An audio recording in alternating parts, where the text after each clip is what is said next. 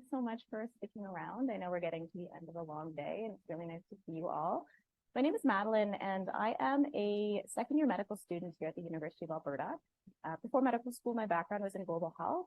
I did my master's at McMaster, and then I worked in qualitative research for a little while. So when I got to medical school, I really wanted to maintain that trajectory and be able to continue on doing some research.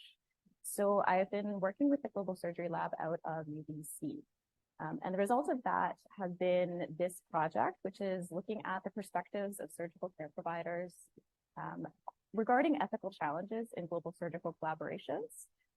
So we really wanted to engage with global surgical care providers in low and middle income countries to respond to some gaps in the literature. And I'm going to be talking to you about that today. This research was made possible by the BC Children's Hospital Summer Student Research Initiative. So I just wanted to appreciate that before we get going. Okay, so something happened a little bit with some of my slide formatting, but context of the research. So global surgical partnerships are something that have been in existence for quite a long time. And as the field of global health has been developing, we have started to look more retrospectively and more internally at some of the ethical challenges that are associated with how global health and global surgery is done. And we started to identify some of these problems or challenges that are associated with it. One being that there are assumed needs of communities that may or may not be dissonant from local realities. Furthermore, there's a tendency for unsustainable methods of delivery or modes of delivery. These types of partnerships tend to be very iterative or very one-off. So it may be a single type of collaboration which only exists for a period of time for someone to come in and then leave, and it does not result in long-term capacity building. And then lastly, what really sparked this particular project is a noted lack of perspective from low and middle income country providers in the existing literature.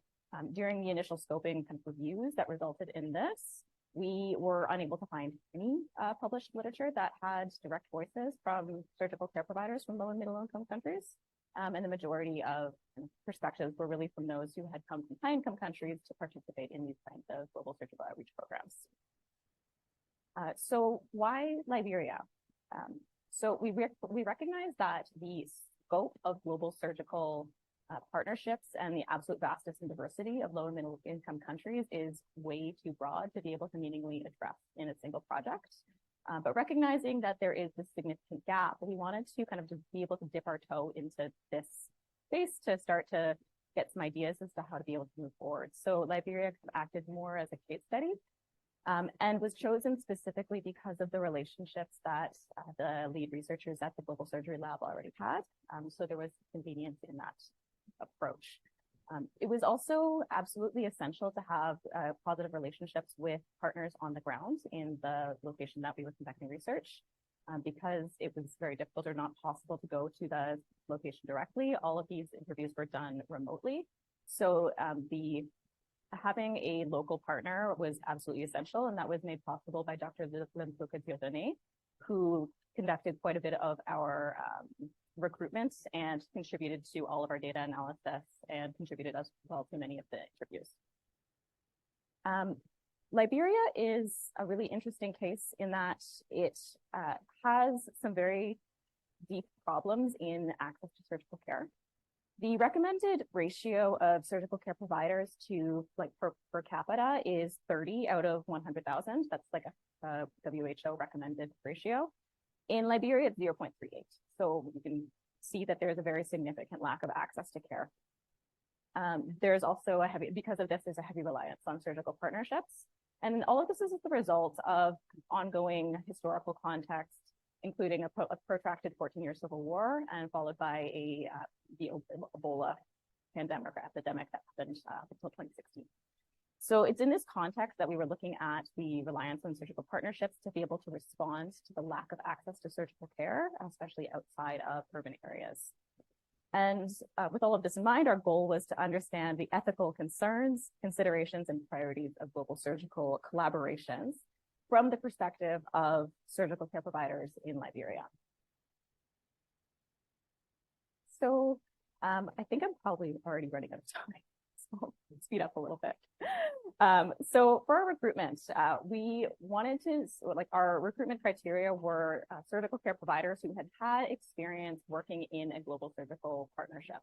We were very open with whatever that interpretation was, so we left it up to the participants to let us know if they felt that they fit this criteria. Essentially, surgical care providers included surgeons directly, as well as scrub nurses and anesthesiologists, educators, administrators, anyone who had been involved in surgical care delivery.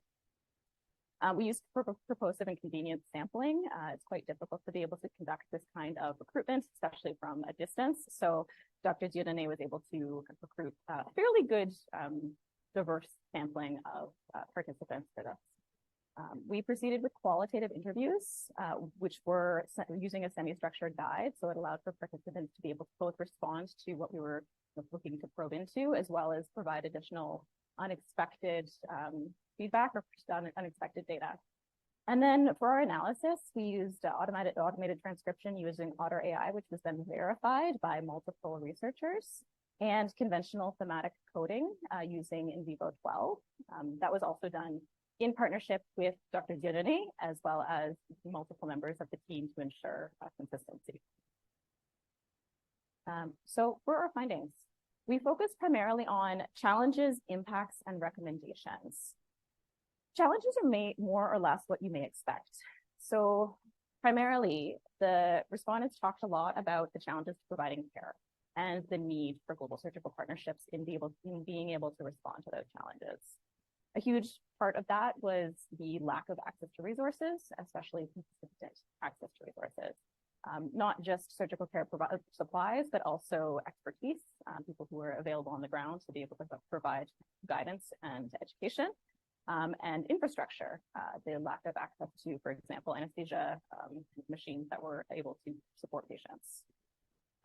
So that kind of really responds to the challenges to ethical and sustainable surgical partnerships, which we delved into to ask folks about their reflections on what made surgical partnerships challenging or kind of facilitated them.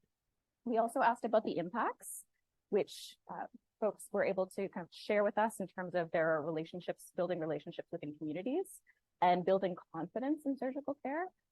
As there is not great access to surgical care, sometimes there is not as much confidence in local communities, so it can be quite difficult to try to build that relationships within the communities. And they also reflect on positive outcomes. And possibly the most important outcomes of this research were the recommendations that came from our participants.